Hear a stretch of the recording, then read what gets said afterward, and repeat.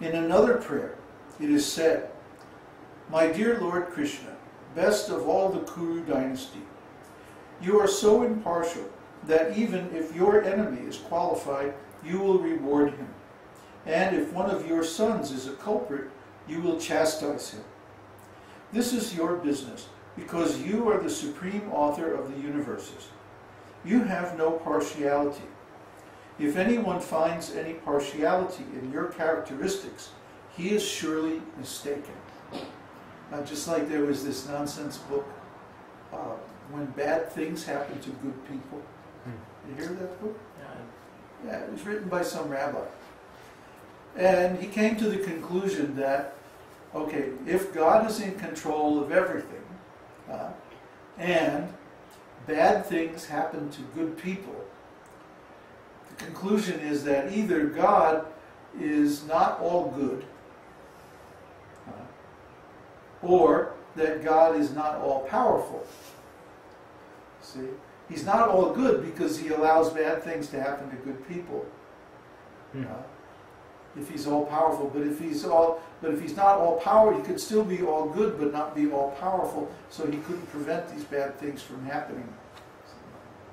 Nonsense, rascal. This is supposed to be a religious leader saying this nonsense? Just like the Protestant theologians, Thomas Aquinas and people like that, they were saying that God is dead. This is coming from theologians, ministers, of the church, saying that God is dead. Very foolish nonsense. And it's all based on this same idea that this world is, now hold on to your hats, remember you heard it here first, this world is imperfect. Sorry to bust your bubble, but this world is full of all kinds of nonsense. So, does that mean that God is bad? No, it means that we are bad. We are bad, therefore we get put into a world where bad things happen. It's very simple. Just like if someone commits a crime, then he has to go to jail. And in jail there are all kinds of bad people and all kinds of bad things happening. But that's to be understood because the place is full of criminals. So when someone does a criminal act, then the state, their responsibility is to protect the other citizens who are not criminals, who are good people, so they have to put these criminals away somewhere where they can't do any more damage, at least to the other people. So they put them in the jail.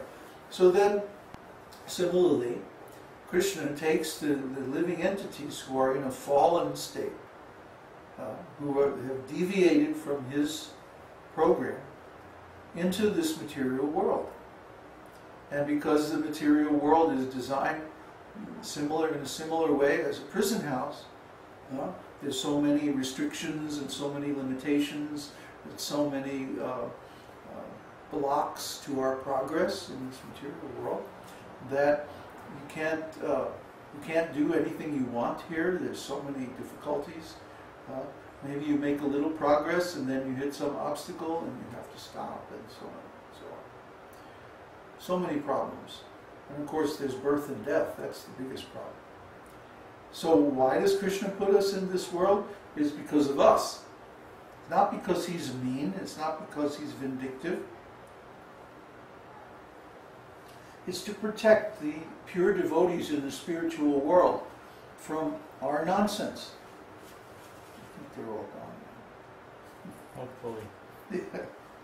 That was funny. I was doing the kirtan and I feel this tickling. Anyway, now we know it's organic, right? Very fresh. Really, they were just picked a few minutes ago. So, he puts us in this world because actually this is the world that we deserve to be in. And as long as we want to stay in an impure state, As long as we want to remain selfish, self-centered, as long as we want to complain about the way Krishna is managing everything, then we can just stay here as long as we like. This material world is going to be around for a long time. So we can just, stay forever. But if we get tired of this nonsense, there is a program how to go back to the spiritual world. And to do that, we have to cleanse ourselves. It has to be done to ourselves, by ourselves. The spiritual master can give some instructions. The scriptures, they give so many instructions.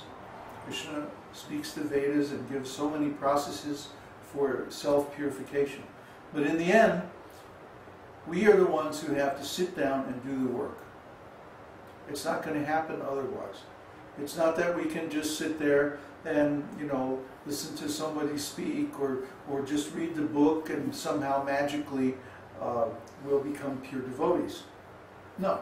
There's a lot of work to do. Like one of my disciples is discovering that as he advances in spiritual life, his personal defects become more and more and more obvious. He was thinking, oh, maybe I can hide them, or maybe they'll go away by themselves and I don't have to do anything. But no, it doesn't work like that. And of course, when you're in close association with a pure devotee, the thing's going to come out and be very, very obvious. Just like a spot on a white cloth is very, very obvious. So in the context or against the background of a pure devotee's consciousness, these things are very, very obvious, just glaringly obvious. And of course, people don't like to see that. So they try to think some excuse how they can go away and save face, right? So, oh yeah, well the guru, he's got so many bad qualities, and he talks with a Joyzy accent, and where I mean, really, people found fault even with Srila Prabhupada. But of course, there is no really fault in the spiritual master. The fault is in the disciple. The fault is always in the person who is being instructed. At least in the case of a bona fide spiritual master. So that means this process is something that takes a long time, requires a lot of knowledge, and a very fixed determination, steadiness over a long period of time, actually over a whole lifetime. Because it's just like, if you wash your car today, then a week later, it's going to be dirty again. You see? So you have to wash the car regularly, otherwise it slowly becomes covered over. And the same thing is true of our consciousness, because we're in the material world, we're in association with so much nonsense. If we don't clean the mind and heart regularly every day by chanting the holy name, then gradually so many impurities will pile up and will become harder and harder. Oh, poor little guy. Become harder and harder to restore our consciousness to its original purity. So the best thing is to perform this devotional service in a regulated way. Make it a habit every single day. Get up in the morning, do our mantras, do a little bit of scriptural study, make some prasadam and offer it nicely with love, and then do some service. Do some spontaneous, unasked for service on your own initiative every day. I was just reading this wonderful shloka. I'm working on a play about Lord Chaitanya that we're going to produce in India as a video and as a stage show, this and that. And one of the prayers is very nice. Lord Krishna is contemplating appearing in this world as Lord Chaitanya. And he quotes a verse from some Purana. which is given in Caitanya-caritāmṛta.